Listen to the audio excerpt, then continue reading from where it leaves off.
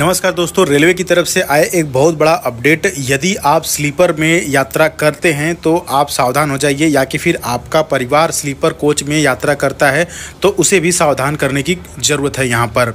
चूँकि रेलवे की तरफ से एक बड़ा फैसला आया है कि जैसे पहले अगर कोई ऑनलाइन स्लीपर का टिकट करवाया है, यानी कि नेट से करवाया है या खुद ऑनलाइन किया है, अगर वो टिकट वेटिंग में है और चार्ट पेपर बन गया तो उसे रद्द माना जाता था और उसका पैसा वापस आ जाता था। लेकिन अगर वही कोई टिकट करवाया है स्लीपर का जो कि प्लेटफॉर्म से करवाया गया, किसी भी रेलवे स्टेशन से करवाया गया है, तो वो अगर वेटिंग रहता था तो वो मान्य होता था, स्लीपर में उससे यात्रा की जा सकती थी। लेकिन अब नियम बदल गया। अब यदि आप स्टेशन से भी, किसी भी स्टेशन से अगर स्लीपर का टिकट करवाए हैं और वहाँ पर चार्ट पेपर बनने के बाद आपका सीट कन्फर्म नहीं हुआ है, तो भी आप उस स्लीपर के टिकट से स्लीपर बोगी में यात्रा नहीं कर पाएंगे। आप एक छूट वहाँ पर दी गई है कि आप उस टिकट से जनरल डिब्बे में जाकर के यात्रा कर सकते हैं, लेकिन आप उस जो टिकट आपका है जो कंफर्म नहीं हुआ है उसके माध्यम से आप स्लीपर में यात्रा नहीं कर सकते हैं।